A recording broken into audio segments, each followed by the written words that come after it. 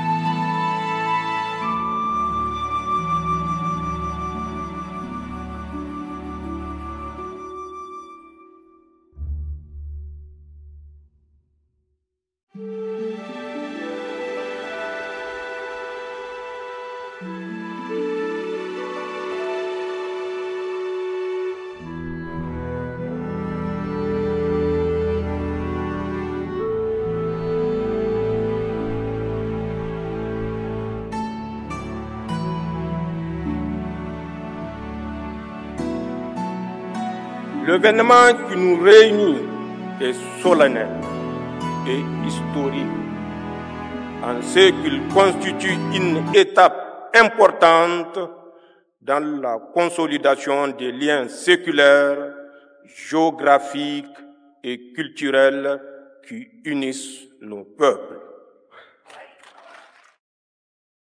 Le sommet objet de notre retrouvaille aujourd'hui est l'aboutissement de notre farouche volonté commune de reconquête de notre souveraineté nationale et de réhabilitation de notre dignité légendaire. Il se situe dans la droite ligne de l'adoption le 16 septembre 2023 de la charte du Liptako-Gourma instituant l'Alliance des États du Sahel. Mesdames et Messieurs, l'approbation formelle du traité portant création de la Confédération Alliance des États du Sahel AES consacrera ainsi l'aboutissement des aspirations de nos populations à sceller sur le socle de notre espace sahélien une union d'États partageant les mêmes défis et les mêmes ambitions, en un mot, le même destin.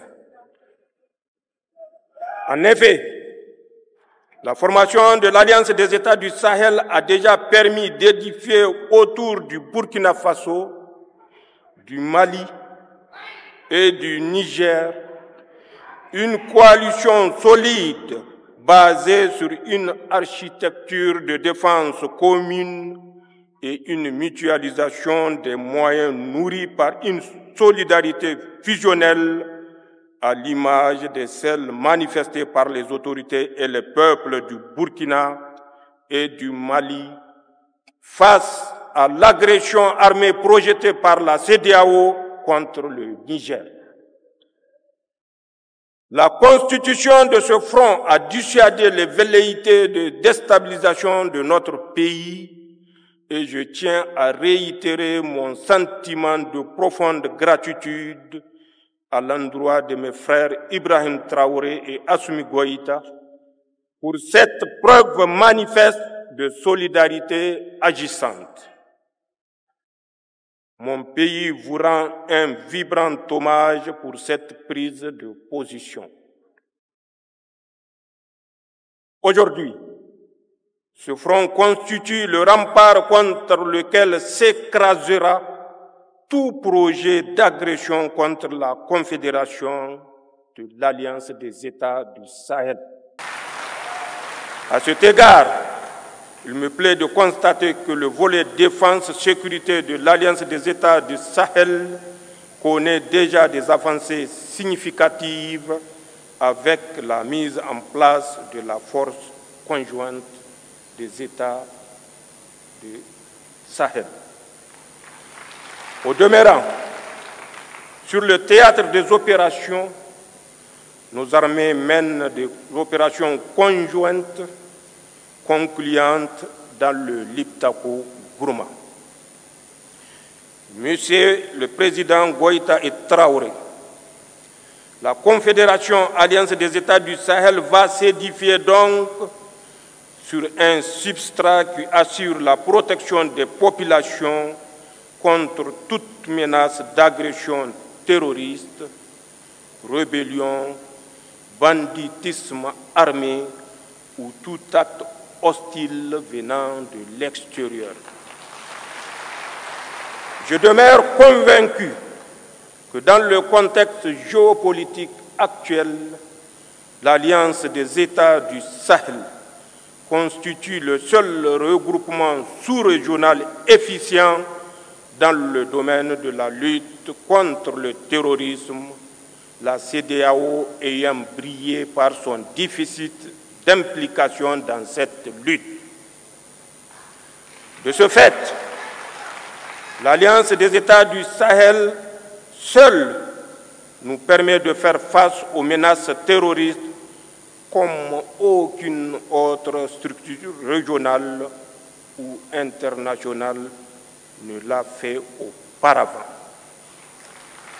Chers collègues chefs d'État, tout en consolidant cet axe stratégique, il est nécessaire dans le contexte géopolitique actuel de coordonner nos actions diplomatiques tant au plan bilatéral qu'au sein des organisations multilatérales et harmoniser nos politiques extérieures pour garantir au mieux les intérêts de notre confédération Alliance États du Sahel dans l'arène internationale.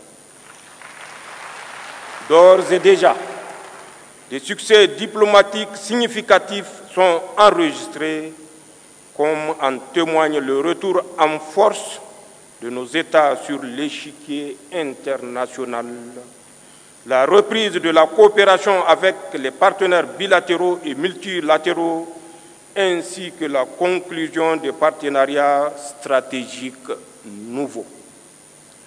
Concernant l'axe développement, il est urgent de créer les conditions d'une véritable sécurité alimentaire dans les pays de l'Alliance et mettre en place le dispositif économique, financier et monétaire nécessaire au financement du développement et à l'investissement productif dans l'espace des États de l'Alliance.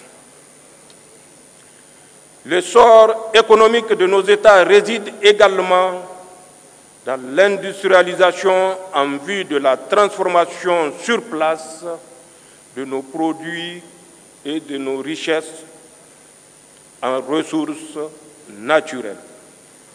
De même que la solidité de notre confédération repose sur notre capacité à édifier les infrastructures d'interconnexion, routes, compagnies aériennes, réseaux ferroviaires, ainsi que des projets structurants dans le domaine de l'agroalimentaire, des industries extractives et de l'énergie. Dans cette marche, nos populations sont en avance sur les États. En témoigne l'engouement suscité chaque jour par l'Alliance des États du Sahel auprès de nos jeunes et de nos femmes.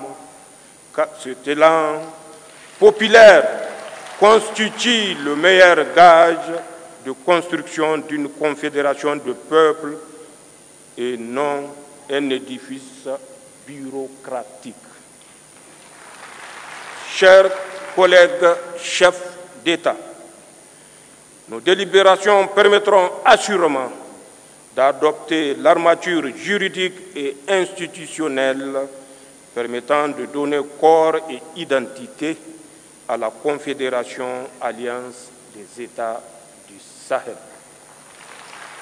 Nos peuples ont irrévocablement tourné le dos à la CEDEAO. Il nous appartient aujourd'hui de faire la Confédération Alliance des États du Sahel, une alternative à tout regroupement régional factice en construisant une communauté souveraine des peuples, une communauté éloignée de la mainmise des puissances étrangères, une communauté de paix, de solidarité, de prospérité basée sur nos valeurs africaines. Les hauts fonctionnaires et les ministres des Affaires étrangères ayant finalisé et adopté le projet de traité, c'est avec un réel plaisir que je marque mon accord solennel à la création de la Confédération Alliance des États du Sahel. J'approuve également le projet de règlement intérieur du Collège des chefs d'État de la Confédération Alliance des États du Sahel. Le Niger, par ma voix, s'engage à œuvrer inlassablement à la bonne marche de notre Confédération. C'est sur ces notes d'engagement et d'espoir que je déclare ouvert le premier sommet des chefs d'État de l'Alliance des États du Sahel.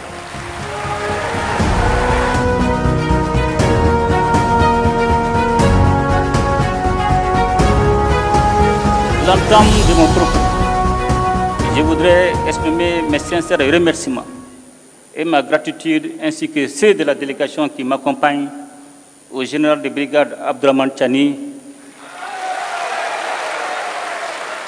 président du Conseil national pour la sauvegarde de la patrie, chef de l'État de la République du Niger et au peuple nigérien pour l'accueil chaleureux et la délicate attention dont nous avons fait l'objet depuis notre arrivée en cette terre hospitalière, en terre AES, chaleureuse et si riche de sa diversité qu'est le Niger.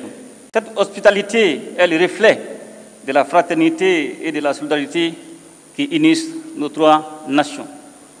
Excellences, Mesdames et Messieurs, le 16 septembre 2023, en signant la charte du Liptako Gourmand, nous avons collectivement pris la décision courageuse de créer l'Alliance des États du Sahel, AES. Dès les premiers jours qui ont suivi cet événement historique, les résultats ont été visibles sur le terrain. En effet, notre alliance a très tôt su traduire en action l'architecture de défense collective et d'assistance mutuelle mise en place pour lutter contre le terrorisme sous toutes ses formes et contre la criminalité en bande organisée dans notre espace commun. Je tiens à insister sur la notion d'espace commun. Pour saluer la clairvoyance de mes frères, les présidents Tchani et Traoré, qui avaient pris les mesures nécessaires pour autoriser les droits de poursuite sur leurs territoires respectifs afin de traquer efficacement les groupes armés terroristes sans contrainte liée aux frontières nationales.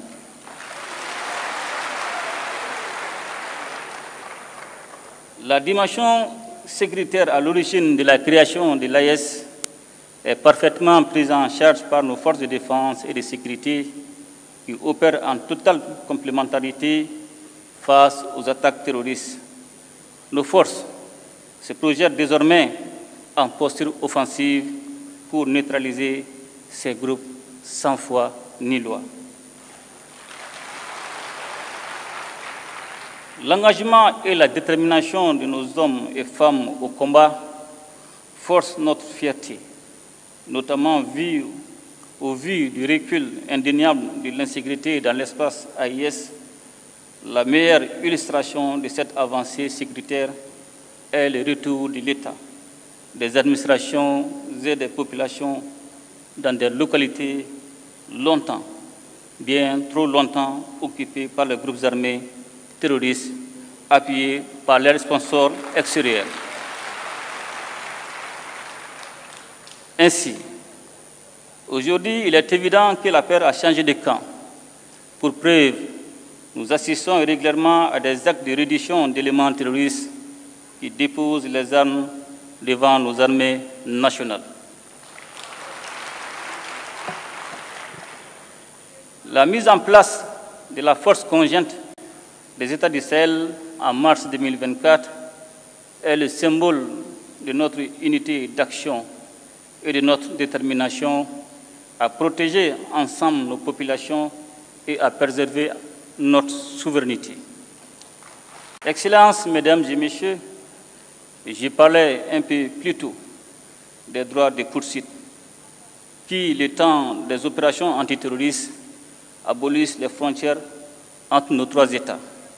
Et je voudrais profiter de cette occasion pour aborder l'un des autres aspects essentiels de notre alliance commune, celui de la libre circulation des personnes et des biens.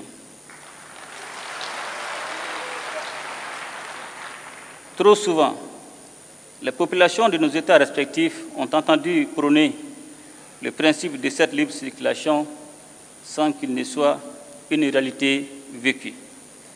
Tant les tracasseries administratives et routières ont dévoyé cette ambition. D'ailleurs, je sais qu'avec mes frères, les présidents Tchani et Traoré, nous ne dirons bientôt plus les populations respectives de nos pays, mais plutôt nos populations AES. Car l'AES que nous sommes en train de mettre en place est d'abord et avant tout l'AES des peuples. Une AES dans laquelle les Burkinabés et les Nigériens seront chez eux au Mali et inversement, sans aucune forme de barrière bureaucratique. Cette liberté de circulation sera sous-tendue par une accélération des investissements dans le domaine des infrastructures routières et ferroviaires et aériennes, et dans celui des nouvelles technologies de l'information et de la communication. Toute chose qui catalysera l'approfondissement des investissements dans le domaine de la production agricole et dans celui des industries de transformation, profitant ainsi de la complémentarité de nos économies. Pour parvenir à cette réalité qui est déjà en construction avancée, nos ministres n'ont ménagé aucun effort. En effet, ils ont tenu en moins d'un an 4 rencontres sectorielles et élargies qui ont permis de poser les jalons nécessaires à une alliance des États du Sahel aux compétences renforcées. Les ministres chargés de l'économie et des finances ont ouvert la voie à la coordination dans le domaine du développement économique en formulant à Bamako, le 25 novembre 2023, des recommandations pertinentes en vue d'un développement harmonieux de l'espace AES.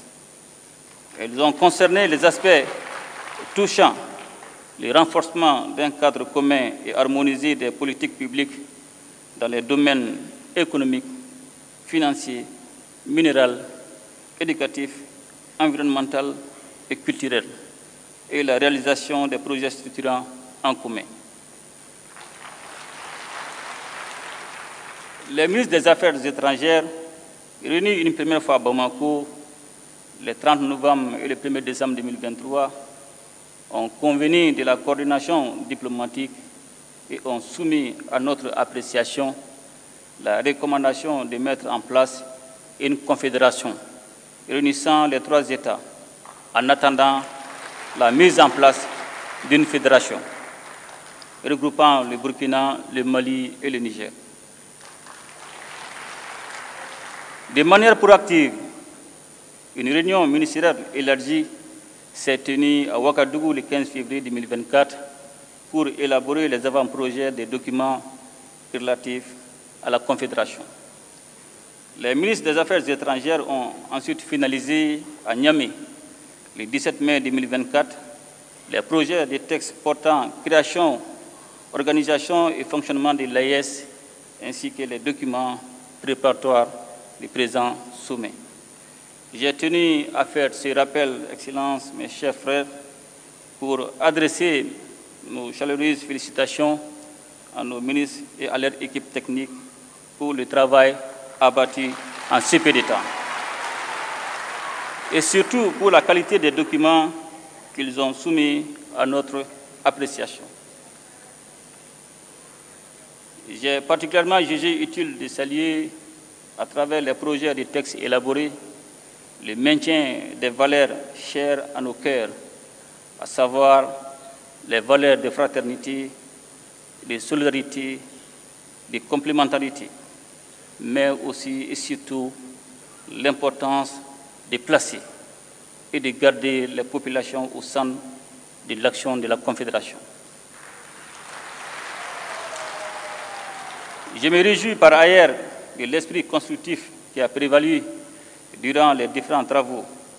Cet esprit est justement ce que nous sommes invités à formaliser durant le présent sommet, afin de répondre à l'attente pressante de nos populations qui aspirent à vivre ensemble, à vivre en paix, à vivre en communion et en harmonie dans un espace stable et prospère.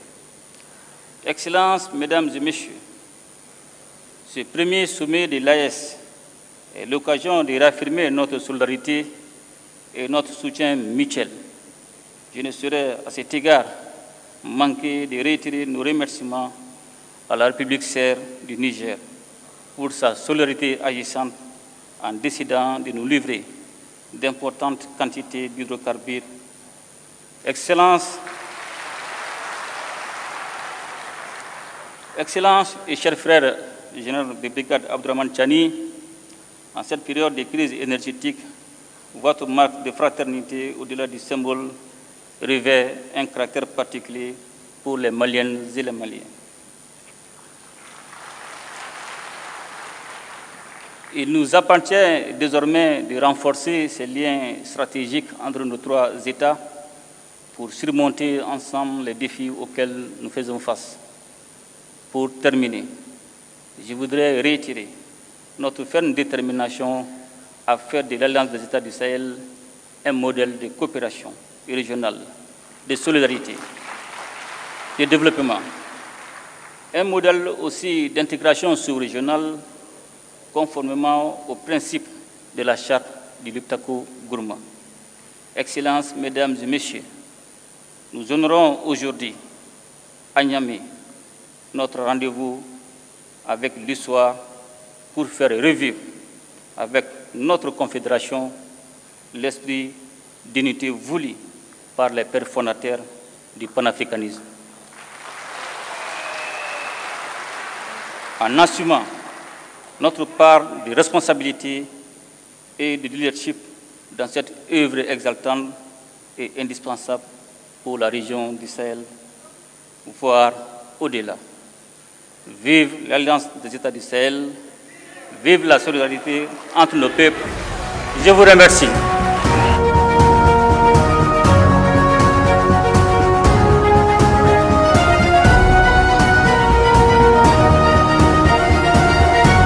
C'est un immense plaisir et un honneur de nous retrouver ici aujourd'hui, une date bénie, une date mémorable, le 6 juillet 2024, ici à Niamey. Avant tout propos, rendons grâce à Dieu qui a permis donc que ce jour soit. Nous lui disons merci pour tout ce qu'il a pu faire pour nous jusqu'aujourd'hui et tout ce qu'il fera pour les peuples de l'AES. Permettez-moi également de rendre hommage au peuple nigérien. Ce peuple qui a tant souffert depuis l'avènement du CNSP et qui continue de rester debout. Merci aux Nigériens qui nous ont réservé un accueil chaleureux hier lorsque nous avons foulé le sol de notre patrie ici. Vous êtes plus que des amis, vous êtes plus que des voisins, vous êtes nos frères, vous êtes nos sœurs. Parce que la fraternité va au-delà de l'amitié ou du voisinage. Nous avons le même sang qui coule dans nos veines. Dans nos veines coule le sang de ces vaillants guerriers qui ont combattu et qui ont réservé ces terres que nous appelons Mali, Burkina et Niger. Dans nos veines coule le sang de ces vaillants guerriers qui ont aidé le monde entier à se débarrasser du nazisme et de beaucoup d'autres fléaux. Dans nos veines coule le sang de ces vaillants guerriers qui ont été déportés d'Afrique vers l'Europe, l'Amérique, l'Asie ou je ne sais encore, et qui ont contribué à construire ces États pendant l'esclavage. Dans nos veines coule le sang d'hommes dignes, d'hommes robustes, d'hommes debout. Et pour cela, soyons-en fiers et soyez remerciés d'être ressortissants de l'AES. L'Afrique, ce continent qui a tant souffert et qui continue de souffrir du fait des impérialistes. Ces impérialistes n'ont qu'un seul cliché en tête. L'Afrique est l'empire des esclaves. C'est comme ça qu'ils voient l'Afrique. Ils n'ont jamais pu changer de logiciel jusqu'à aujourd'hui. C'est déplorable. Mais comment procèdent-ils? C'est malheureusement depuis donc ces années 60 où ces simulacres d'indépendance ont été donnés à l'Afrique. Ils n'ont juste fait que placer des valets locaux à la tête, selon eux, de leur sous-préfecture pour pouvoir continuer à les alimenter. Ces valets locaux que nous allons qualifier aujourd'hui d'esclaves de salon n'ont d'autre repère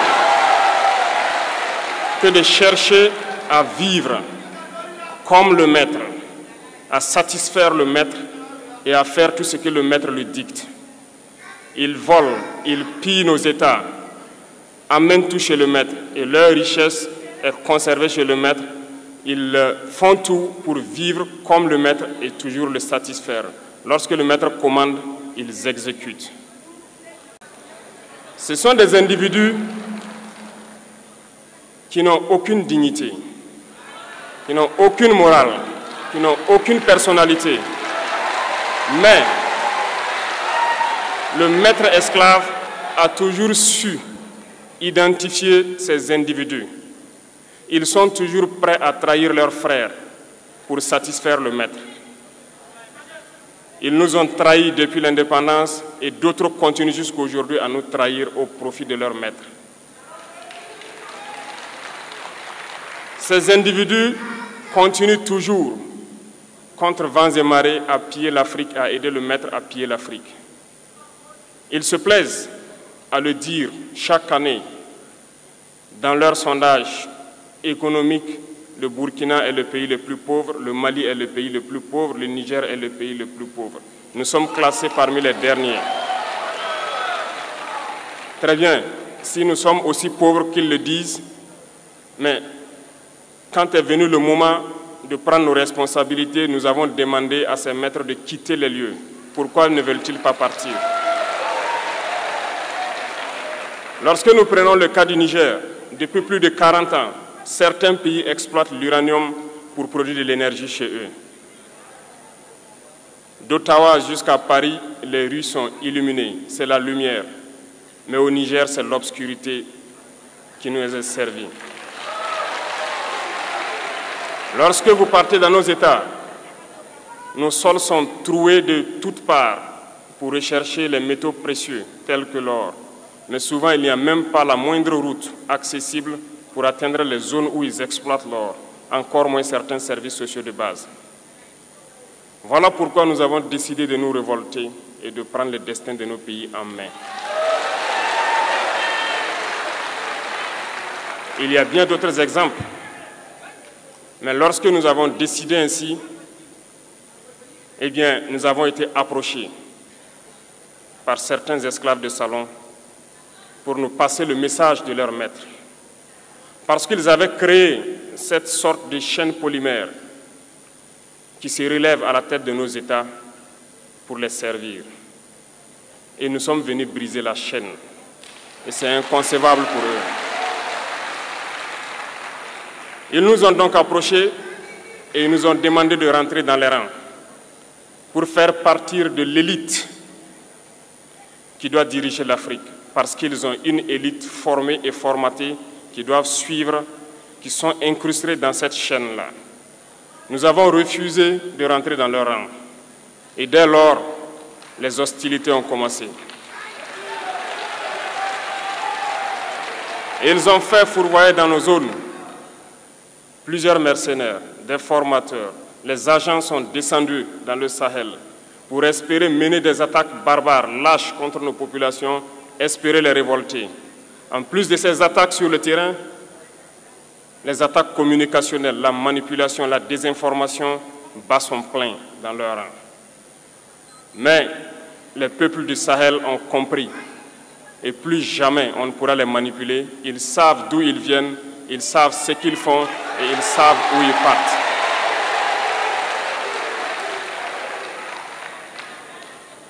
Nous n'allons plus permettre cela.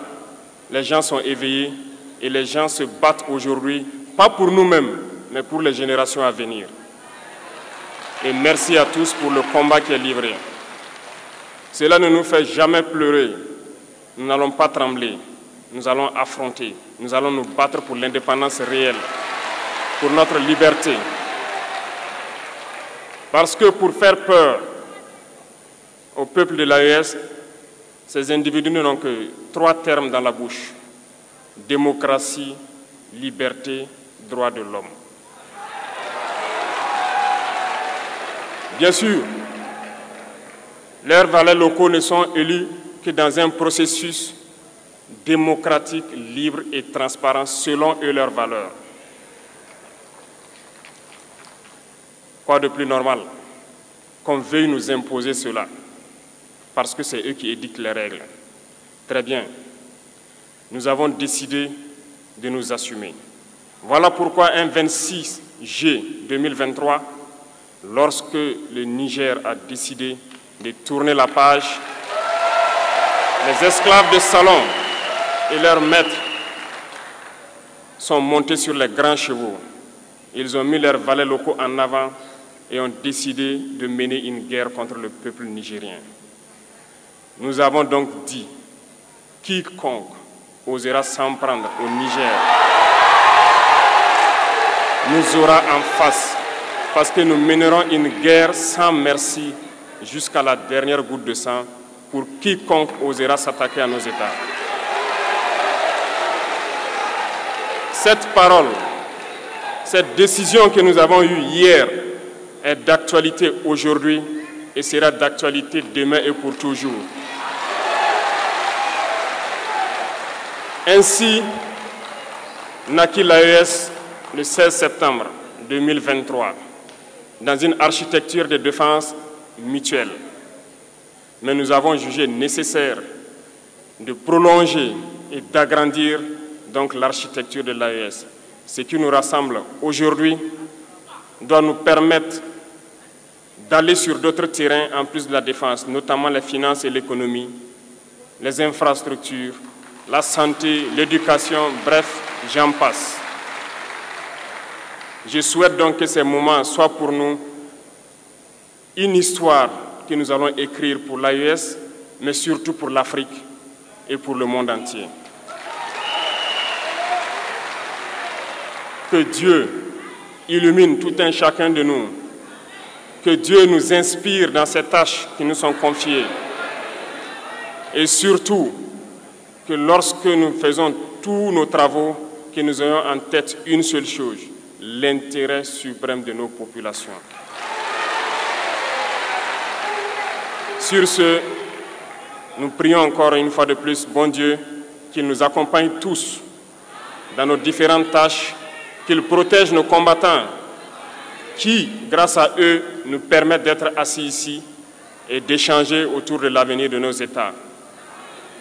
Soyez donc remerciés une fois de plus, peuple nigérien. Soyez unis et solidaires, peuple de l'AES, la patrie ou la mort.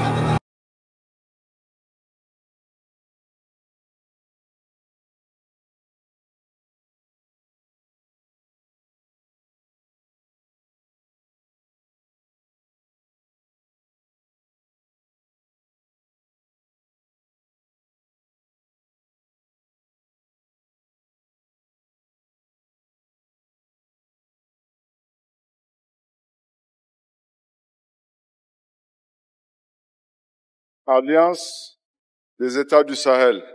Premier sommet des chefs d'État de l'Alliance des États du Sahel, Niamey, le 6 juillet 2024, communiqué final. 1. Le premier sommet des chefs d'État de l'Alliance des États du Sahel, AES, s'est réuni le 6 juillet 2024 à Niamey, sous la présidence de son Excellence le général de brigade Abdourahmane Tchani,